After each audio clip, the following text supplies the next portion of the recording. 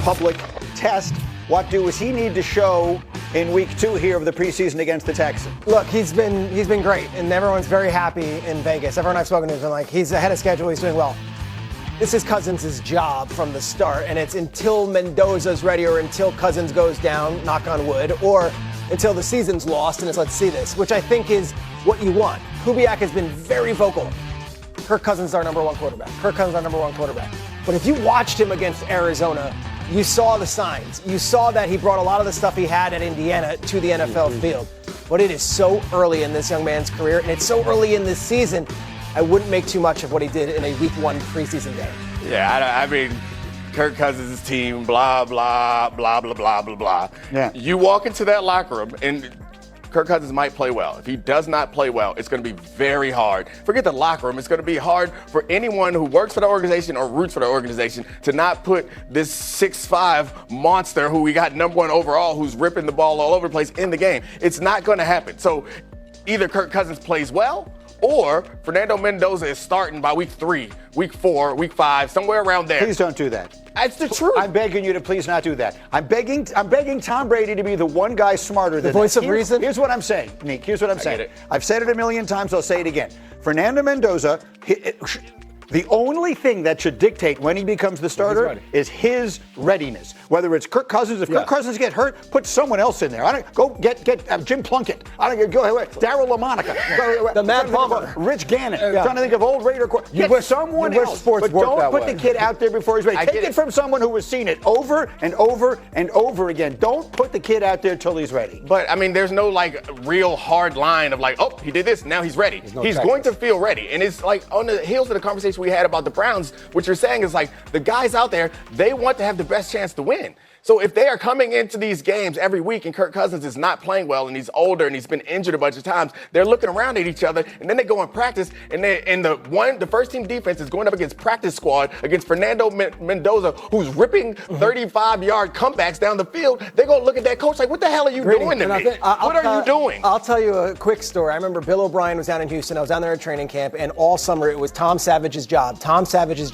The first half of week 1, Tom Savage didn't play well. Deshaun Watson goes in at halftime. Right. Yes. So that's what I'm saying. That's what I'm saying. It's easy now. Yes. Wait till it starts happening. If Kirk Cousins is not playing well, and he might play well and know everyone will be fine. Matter. Wait till it happens. You go out there, they got all these new free agents. They paid a bunch of money for a center. They got new guys with expectations. Tom Brady wants to be good. They're not going to sit out there and let Kirk Cousins throw 3-yard checkdowns while they got a monster on the sideline. Kubiak's an offensive coach. He's not going to want to rush him. So if it is forced the issue that much, that means that Mendoza has been head and shoulders better than Cousins and has learned the playbook to a point where they feel he's got it. And it's not even better than Cousins. It's a combination of both things. Like what we saw from Mendoza in the first game, he goes under center, play action, puts the ball on the money. He's going through his progression. So I think it's a combination of what Neek is saying, but also it speaks to Mendoza. Like if he was stinking it up in practice, we wouldn't be talking about it. You'd just be saying like, hey, this is Kirk Cousins' seasons. Mendoza's just going to learn. But when you see him get out there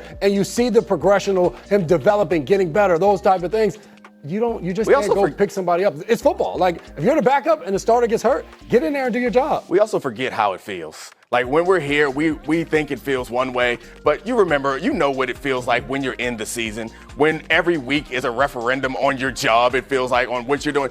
It's an entirely different feeling. Right now, doesn't matter. Oh, yeah, we'll let him rest. Let him ready. We're going to protect him.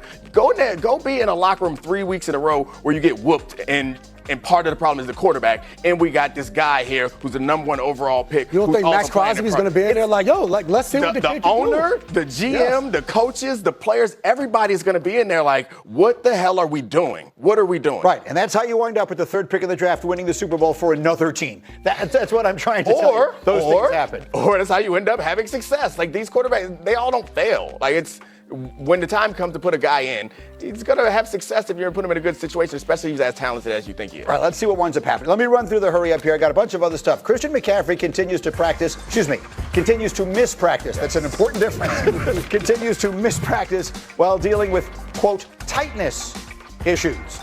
J-Mac, are you concerned about another 49er injury 23 days away from a trip to Australia? I'm not as concerned with the Christian McCaffrey injury of it all. Him as an individual. Overall, yes, they just keep adding guys to the list. It feels like, look at that. Look at it. Every single day, it seems like they're adding someone new. So someone of CMC's caliber, you need to have him out there. But tightness isn't really an injury. This is more like you feel like rest to make sure he is ready. I guess. I mean, I have tightness. We're all just doing the best we You can. show up, though, Granny. Here I am ready to roll. I have no questions I did about my it. stretching. The Colts have agreed to a one-year, $8.3 million deal with veteran wide receiver Keenan Allen. Peter, talk to me about this fit. Love this fit. Obviously, Shane Steichen knows him. They have history together, and this is one of the great possession receivers in the NFL. Is he still the top line speed he did as a third-round pick out of Cal? Maybe not, but he was still very solid the last few seasons. Keenan Allen is a possession receiver, and you can never have enough of those on an NFL offense. That's an interesting division. That AFC South, which long has been sort of overlooked, there's a bunch of good teams there. And then this other one, we talked about it earlier, Dominique, I hate this story. A rookie wide receiver, Jordan Tyson, could miss up to 2 months with a hamstring. He got hurt during a joint practice with the Jags. If you remember the history of this guy, he was hurt so much in college. That's why people were a little hesitant in the draft. He's so talented. And now before his first season even begins. Yeah, a 2-month hamstring injury is pretty concerning, especially given the history that he's had.